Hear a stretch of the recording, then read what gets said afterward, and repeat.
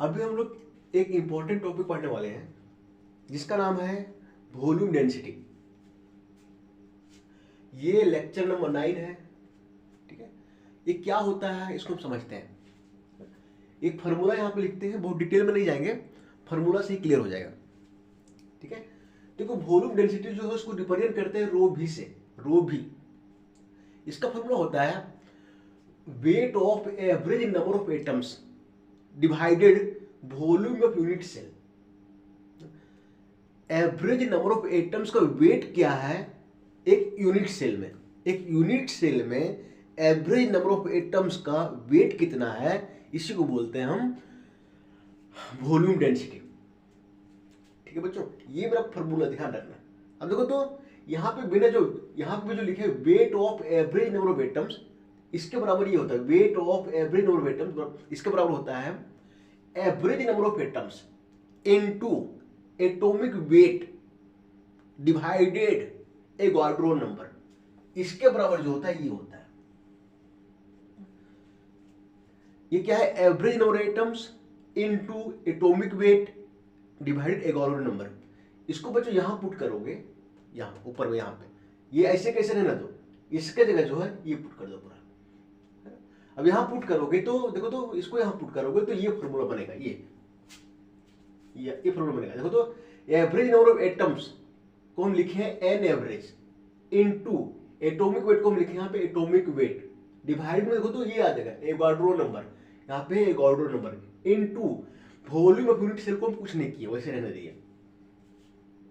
तो फाइनली जो फॉर्मूला मेरा आ गया वॉल्यूम डेंसिटी का, ये आ गया रो भी बराबर average number of atoms into atomic weight divided Avogadro number into volume of unit cell. बच्चों ये फॉर्मूला ध्यान रखोगे, कोई भी क्वेश्चन पूछेगा यहां से निकल जाएगा।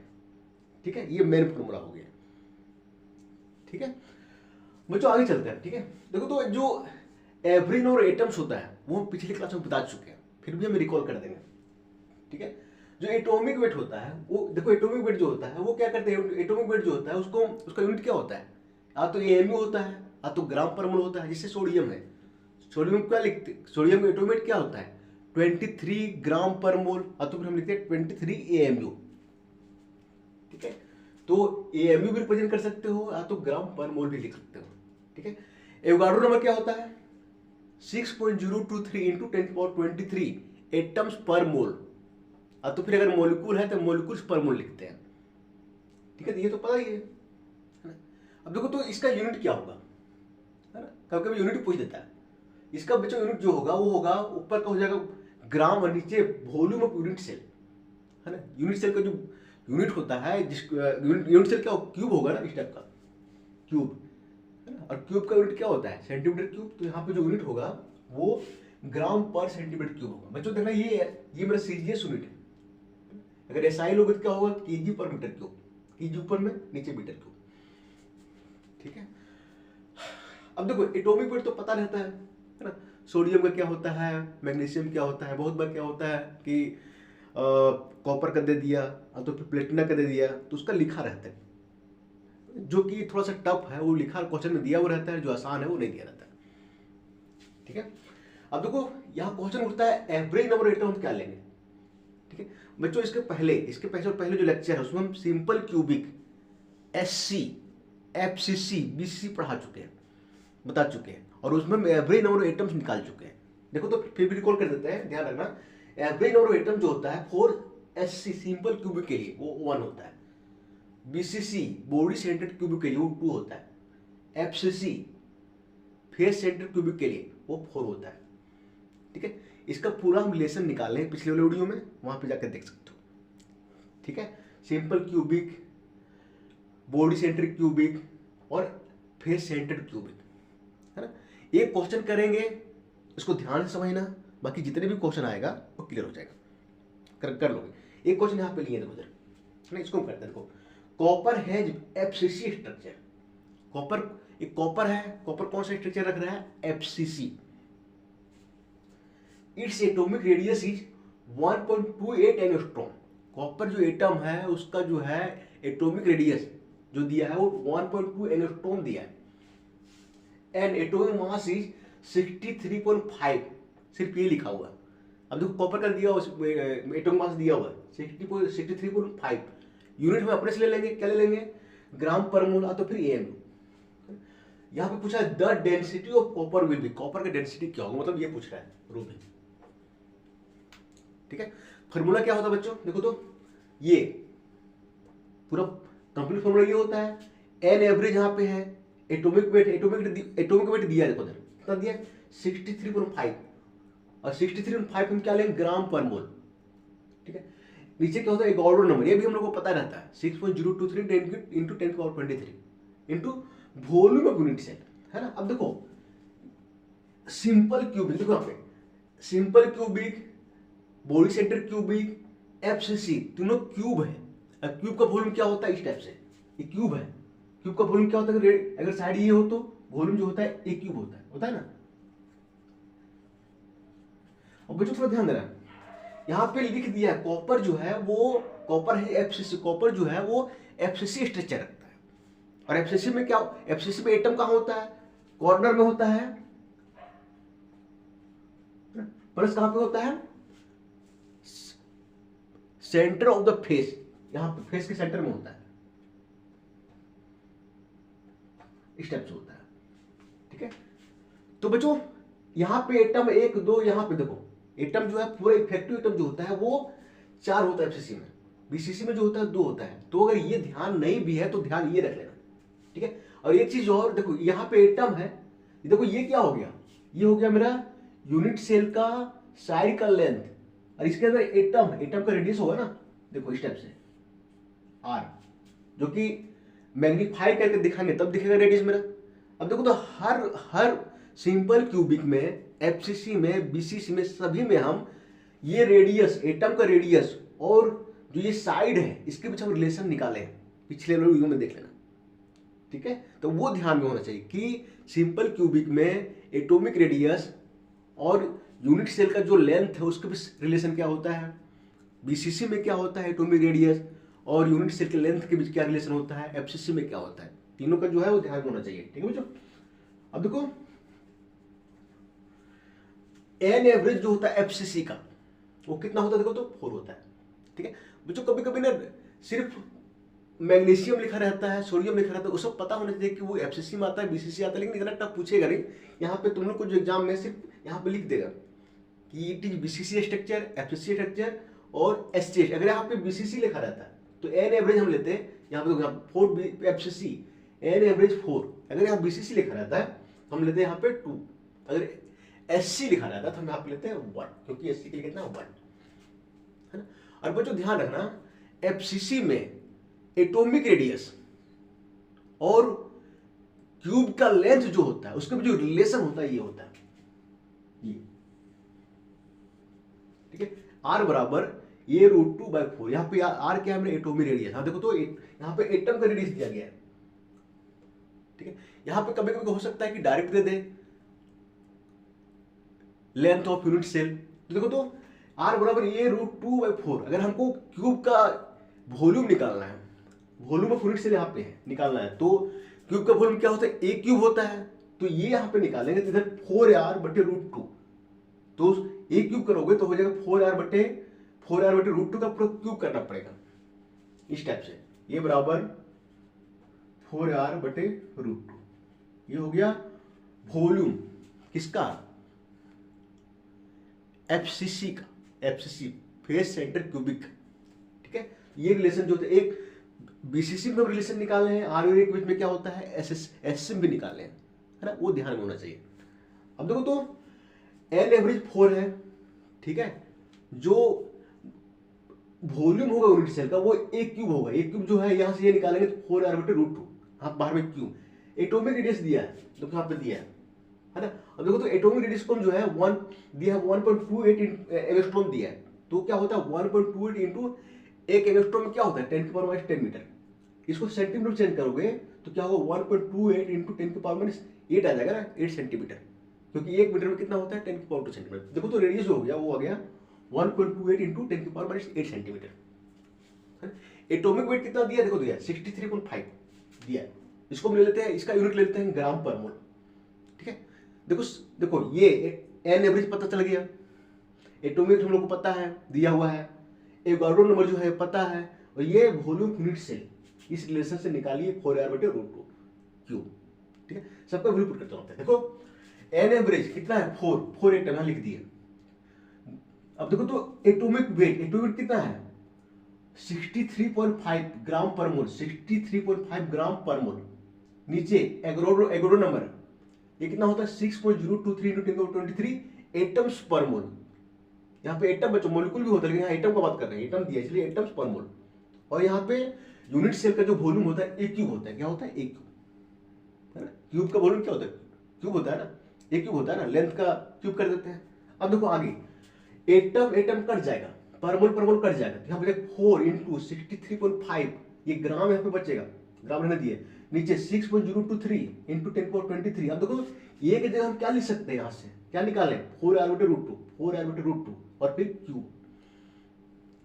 ठीक है, आगे क्या है 4 रहने दिए, 63.5 रहने दिए, और फिर देखो तो इसको सॉल्व 4r/√2 क्यूब है, √2 को ऊपर ले जाओगे, यहाँ पे क्यूब है तो क्या हो जाएगा ऊपर में 2√2 हो जाएगा। ठीक है बच्चा, 2√2 आया, ग्राम यहाँ पे ग्राम रहेगा। ठीक है, ग्राम। और नीचे 6.023 × 10⁻23। और फिर देखो 4 का क्यूब करोगे कितना आएगा 64। और फिर r का वैल्यू क्या निकल कर ये यहाँ पे पुट करोगे 1.28 × 10⁻8 सेंटीमीटर क्यूब। तो यहाँ पे क्यूब आ जाएगा, सेंटीमीटर बाहर कर दे क्यूब। ठीक है बच्चों, अब देखो तो ये पूरा 4 को इससे मल्टीपल करोगे, 2 से मल्टीपल करोगे, √2 का वैल्यू कितना होता है 1.414। यहाँ पुट रखोगे, यहाँ पे 6.023 है × 10⁻23 है, 64 है।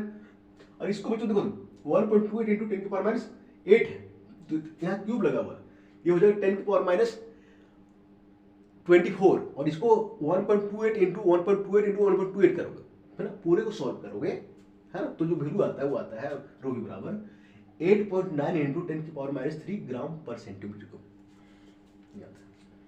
इसको ये मेरा किस में आ गया सीजीएस में, एसआई में चेंज कर सकते हो। ग्राम की जगह क्या करेंगे केजी में कन्वर्ट कर देंगे, और सेंटीमीटर क्या करेंगे मीटर में कर देंगे। ठीक है, तो एक ही क्वेश्चन बताएं, क्वेश्चन कैसे डिफरेंट टाइप का हो सकता है वो फिर से हम रिकॉल कर देते हैं।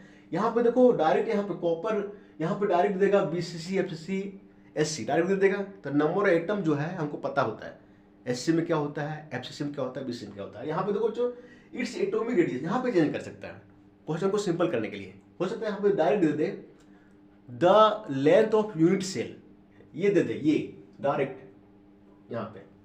तो अगर डायरेक्ट दे देगा तो हम डायरेक्ट यहाँ पे डायरेक्ट पुट यहाँ से वैल्यू यहाँ डायरेक्ट पुट कर देंगे, इस रिलेशन की जरूरत ही नहीं है। लेकिन अगर यहाँ पे दिया एटॉमिक रेडियस तो रिलेशन की जरूरत है। ये देखना पड़ेगा कि एफसीसी में जो है वो रिलेशन क्या होता है, बीसीसी में क्या होता है, और सिंपल क्यूबिंग क्या होता है, और वहां से हम ये निकालेंगे और फिर क्या करेंगे ए क्यूब करेंगे। ठीक है, एटॉमिक मास जो है कभी कभी दिया रहेगा, कभी कभी नहीं दिया रहेगा। जो सिंपल, अगर सिंपल एटम है तो उसके लिए नहीं दिया रहेगा, और अगर थोड़ा टफ एटॉमिक नंबर है, एटॉमिक मास है तो दिया रहेगा। द डेंसिटी ऑफ कॉपर, जो डेंसिटी आएगा, यही ऐसी फॉर्मूला करो, जो डेंसिटी आएगा वो ग्राम पर सेंटीमीटर क्यूब में अगर हम सीजीएस लेके चलते हैं तो एसआई लेके चलेंगे तो केजी पर मीटर क्यूब आएगा। कभी कभी ऑब्जेक्टिव क्वेश्चन पूछ सकता है, चार ऑप्शन दे देगा, उसमें से कौन सा आंसर जो है वो मैच करेगा।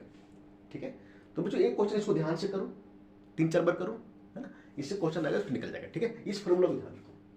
ठीक है, और फिर बात बोलते हैं कि एससी के लिए 1, बीसीसी के लिए 2, एफसीसी के लिए 4, डायरेक्ट ये ध्यान रखो। ठीक है, और आर और ए के बीच क्या रिलेशन होता है सिंपल क्यूबिक में, बीसीसी में, एफसीसी में, वो ध्यान रखो। ठीक है, चलो ओके बच्चों, वॉल्यूम डेंसिटी से एक क्वेश्चन और करते हैं। ठीक है, देखो तो वॉल्यूम डेंसिटी का फॉर्मूला क्या लिखे थे, ये लिखे थे ना, रो भी बराबर n average into atomic weight divided Avogadro number into volume of unit cell. ठीक है, देखो जो किताब में ऐसे लिखा रहता है शॉर्ट फॉर्म में, रो भी यहीं पर, रो भी रहता है ऐसे। एन एवरेज को ना किताब में एन से रिप्रेजेंट करता है, स्मॉल एन से। एटॉमिक वेट को जो रिप्रेजेंट करता है वो एम से करता है, कैपिटल एम से। डिवाइडेड एवोगाड्रो नंबर को करता है एनए से। ये तो एनए से हम पहले पढ़ चुके हैं 9th-10th में, एवोगाड्रो नंबर को हम एनए से ही करते हैं। और volume of unit cell, volume क्या होगा, इसका क्या होगा वॉल्यूम, साइड ये है तो क्यूब का वॉल्यूम क्या होता है, ए क्यूब, यहाँ पे ए क्यूब लिखा रहता है ना। तो किताब में जब भी देखोगे इस टाइप का फॉर्मूला रहता है, रो भी बराबर एन एम बटे एन ए क्यूब। एन मेरा क्या हो गया, एवरेज नंबर ऑफ एटम्स, तो फिर इसको इफेक्टिव नंबर ऑफ एटम्स बोला जाता है, ठीक है, घबराना नहीं है। एम मेरा क्या हो गया, एटॉमिक मास, तो फिर एटॉमिक वेट बोलो। एन ये मेरा एवोगाड्रो नंबर, और ये मेरा क्या हो गया, वॉल्यूम ऑफ यूनिट सेल, है ना। बच्चों कभी कभी लैटिस कांस्टेंट भी लिखा रहता है इस टाइप से, देखो जरा इसको भी डालते हैं, ठीक बच्चों, लैटिस कांस्टेंट, इसका मतलब भी यही है, साइड ऑफ यूनिट सेल, ये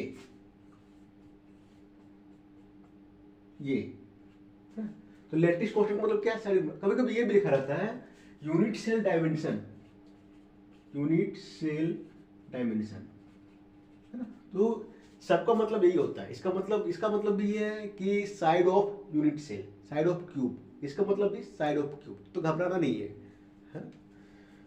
अब देखो तो इसको मिटा देते हैं इधर, और ये भी मिटा देते हैं। ये फार्मूला जो है ये दिमाग में रखोगे, क्योंकि जनरली किताब में हम देखें इसी टाइप से दिया जाता है, ठीक है।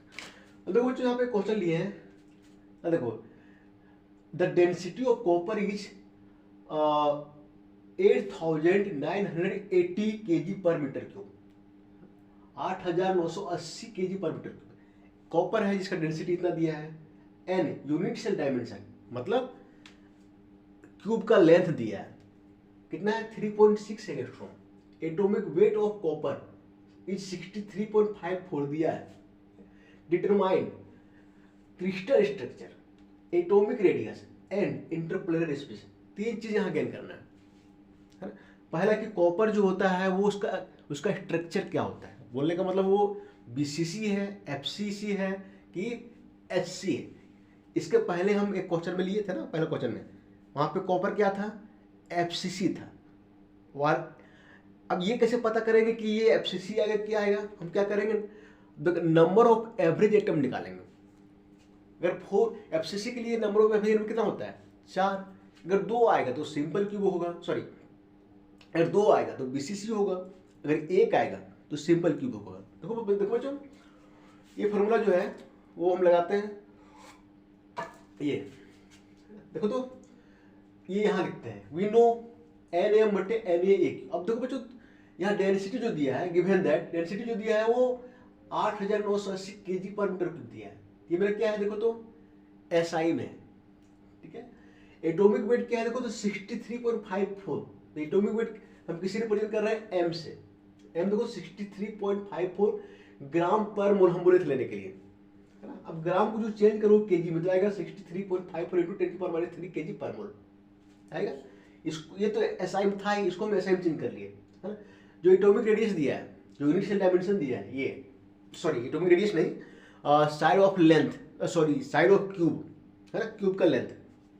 अब देखो तो ये दिया है 3.6 एंगस्ट्रॉम, ये दिया है, ये बराबर दिया 3.6 एंगस्ट्रॉम मतलब 10⁻10 मीटर। देखो बच्चों ये एसआई में है, ये भी एसआई में, ये भी एसआई में, सब एसआई में, है ना।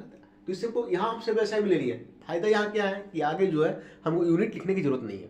देखो तो यहाँ से हमको निकालना है, हमको देखो यहाँ पे डेंसिटी दिया है, एन ये हम लोग को पता है, एवोगाड्रो नंबर ये दिया है, एम दिया, हम एन निकालेंगे यहाँ से।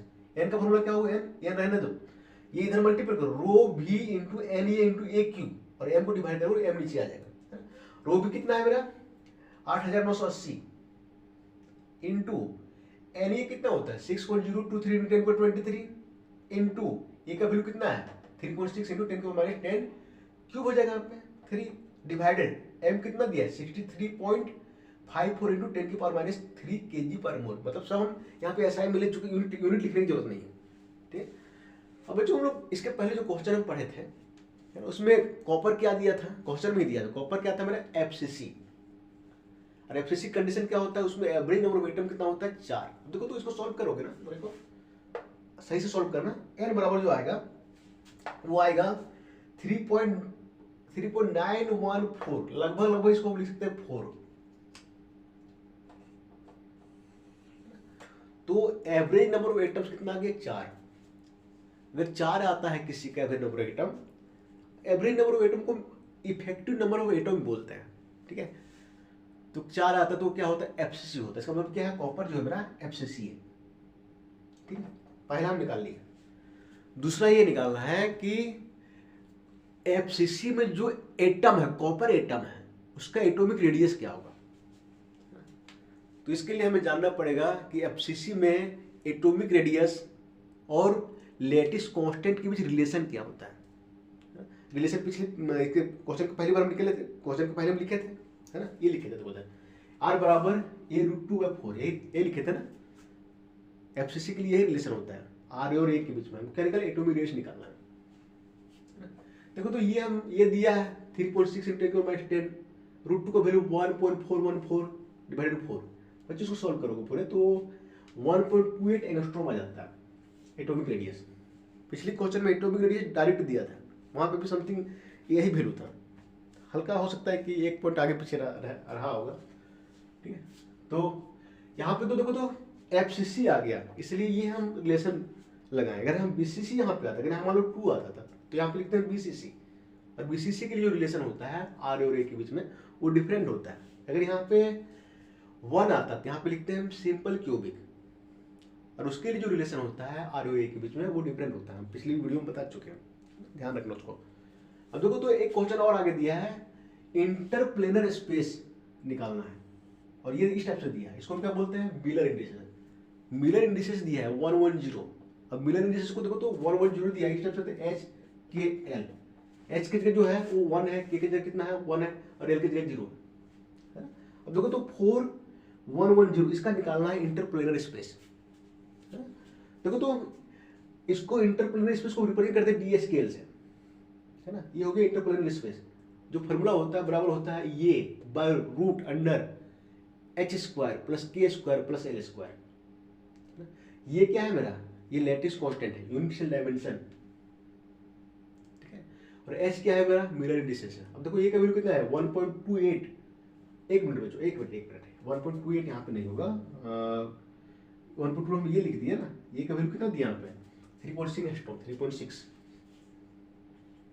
है ना एंगस्ट्रॉम, है ना। ये और नीचे रूट अंडर 1², इसकी जगह कितना है 1 है, के की जगह 1 है, और एल की जगह 0 है। 1² + 1² + 0² को रूट, है ना। अब इसको सॉल्व करोगे यहाँ पे 3.6 आएगा एंगस्ट्रॉम बटे नीचे क्या आ जाएगा 1 + 1 √2। अब यहाँ पे देखो तो यहाँ पे गलत लिखे हम 3.6, यहाँ पे नीचे 1.414। बच्चों ये वैल्यू नहीं आएगा, ठीक है, कुछ और आंसर आएगा। इसको इसमें डिवाइड करना, ठीक है, समथिंग कुछ और आंसर आएगा, जो आएगा that will be the answer, ठीक है। ये आंसर जो लिखे थे वो लिखे थे इसके बेसिस पर। ये तो ये मेरा नहीं है, नहीं मेरा आर है ना, एटॉमिक रेडियस है ना, ठीक है। यहाँ पे जो होता है वो होता है लैटिस कांस्टेंट, तो फिर लेंथ ऑफ द क्यूब, तो फिर बोल सकते हैं यूनिवर्सल डायमेंशन, ठीक है। बच्चों ये चीज ध्यान में रखना है कि यहाँ पे 110 इंटरप्लेनर स्पेस निकालने के लिए एक ही फॉर्मूला होता है, है ना। सिर्फ यहाँ पे चेंज कर देता है, यहाँ पे दे देगा 3 जैसे 3 2 1, और लैटिस कांस्टेंट भी चेंज कर देगा।